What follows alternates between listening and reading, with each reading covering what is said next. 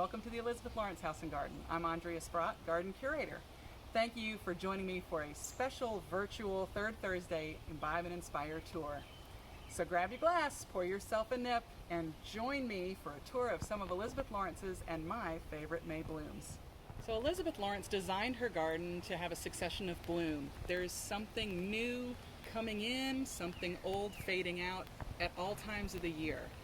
And that makes every visit, every time I come to work, that makes it so special and exciting.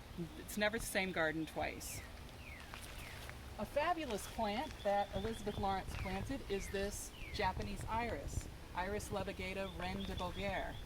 It is not available in the trade, and I think it is a beautiful, beautiful purpley blue bloom that goes so well with everything, especially the yellows of the southern sun drops in the border.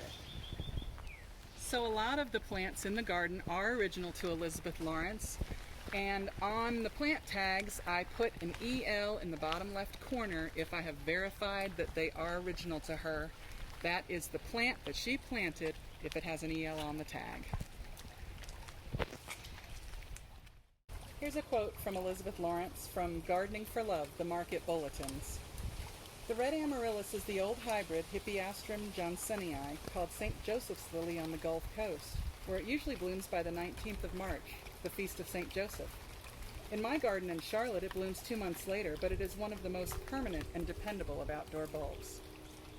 So another fantastic, tall, statuesque architectural plant in this garden is Acanthus Summer Beauty. Now, the previous owner of the property, Lindy Wilson, who saved this place and sold the property to the Winghaven Foundation in 2008, she planted this plant, and it is the single best bear's breech that you can grow, and it's quite vigorous.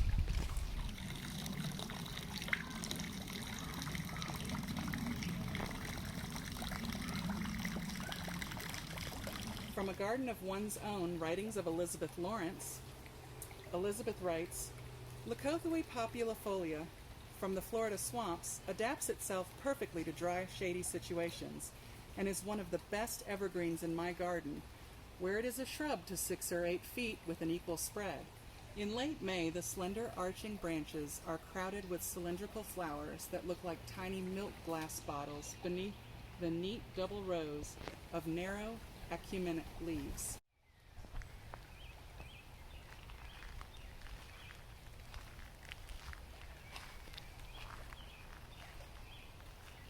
This is a fabulous azalea, and it is probably my favorite azalea in this garden.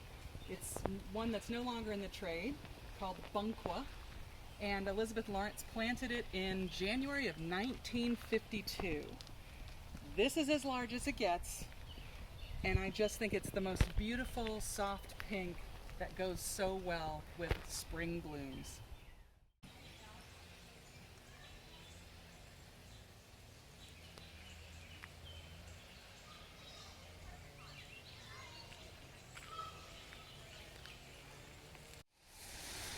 So this is a really sweet little striped cream violet. It's Viola striata, and Elizabeth Lawrence actually got this plant from a Marietta cemetery where generations of her family are buried.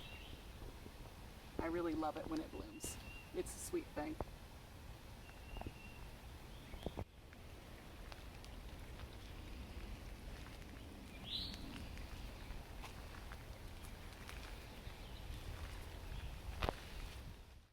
So the Sisyrinchium palmifolium is the yellow-eyed grass, what I like to call the cocktail plant, because the flowers open between 4 and 5 o'clock in the afternoon. You can almost set your watch by it and sit a chair out by it and watch it open.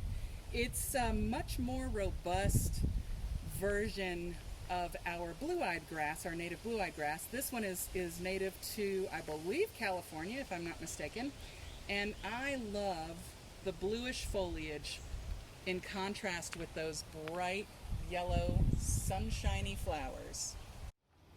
So this is a quote from Elizabeth Lawrence's article called Letters from the West that is part of A Garden of One's Own, Writings of Elizabeth Lawrence.